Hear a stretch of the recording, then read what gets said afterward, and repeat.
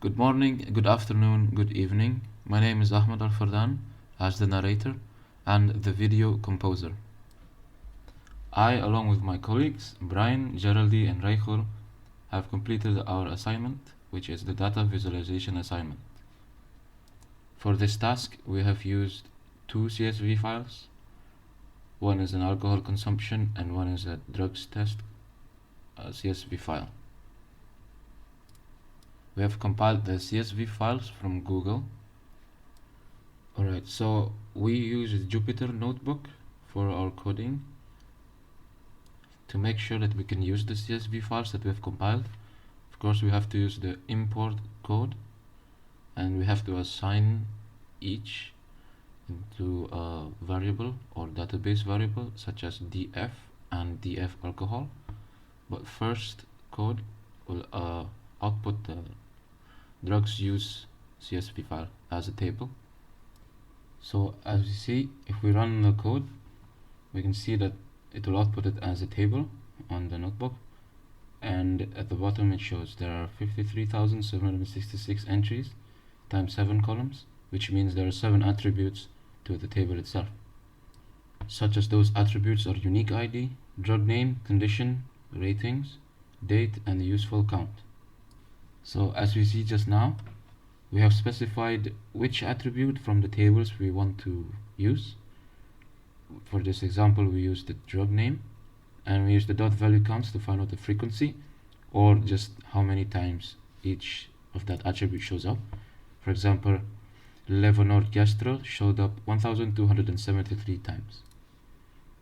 And now we have sorted it to find the first 10 datas or the first 10 entries. Next, we tried to find the rating to sort it out, and we found the max drug rating. So we use the df.log to find the rating, and then we need to find the max, which is the drug.max. Here we can see that mirtazapine has the most rating from the data entry, but the condition is depression, and the rating is 10. For the two codes that just had been run, we used the .describe code or function.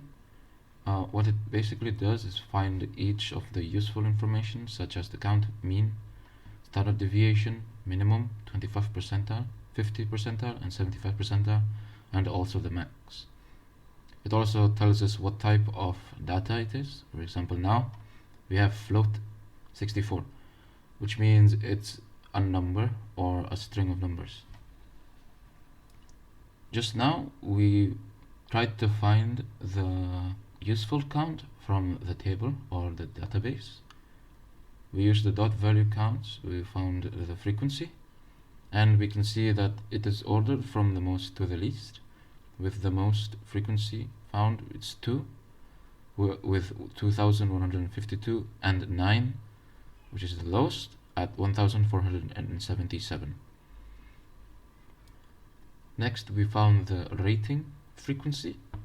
This time 10 is the most, being 17,016, and 4 being the least, 1,659. So now we get to the visualization section. We set a variable called count, and we use the useful count attribute from the table or the database. However, now we only decided to use the top 10 because to make it look more appealing. If we use all of the counts, it will look messy. For the x-axis or the bottom numbers, we use the counts, and the y-axis or the left side of the graph, we use the useful count.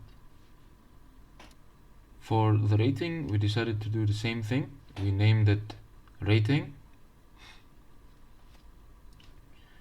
then we plotted it using the bar graph again, the same visualization like before. For the useful count, the x-axis and the y-axis corresponds respectively as the ratings at the x-axis and the y-axis.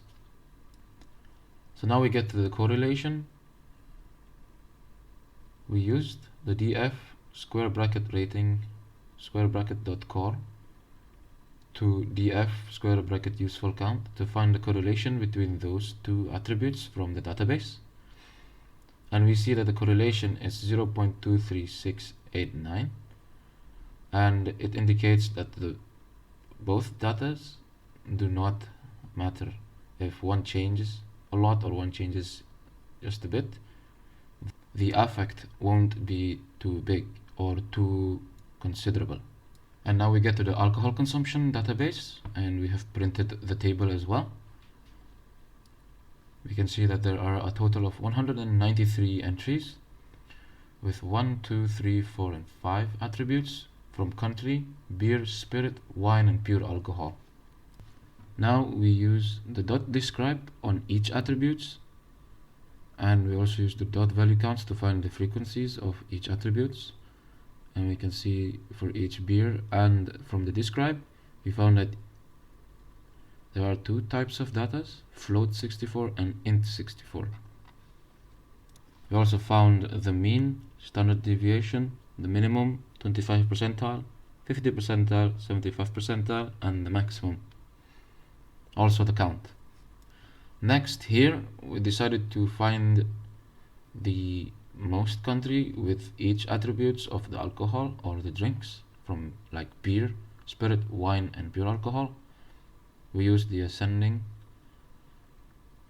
to find the top 10, and the output comes as for the beer, Namibia, and for the spirit, Grenada, wine, France, and pure alcohol, Belarus. We also used the bar graph comparing the three attributes with each alcohol or drink. There is beer, spirit, wine, and pure alcohol with colors corresponding to each attributes. Now we get to the correlation of the beer. Most of them matters if the beer changes. For the spirit, most would not, because most of the correlations come out less than 0.5. However, spirit to pure alcohol is 0.6, so the change of spirit would change the pure alcohol considerably. Now we get to wine. Most of them are at 0.5 or above it, so the changes would make a considerable change to another attribute. However, wine and spirit is 0.19, so it does not affect spirit as much. However, for pure alcohol, most of them are above 0.5, so changes of pure alcohol would affect each attribute other than pure alcohol considerably. And that is all for our coding part. As a group, we can say that we have worked fine. We have worked together well, and we communicated with each other even well. All our compilations have been done on time, and for the task division, Geraldi with coding, Raykhul with coding, Bryan report composition, and Fardan with file compilation and also video composition. However, all of us contributed to the file compilations equally and as effectively. And thus that completes our assignment. I, Ahmad Alfardan, and on the behalf of my colleagues Bryan, Nimrod, Geraldi Cengko, and Raykhul Firdaus, wish you a great day, stay safe, and thank you very much.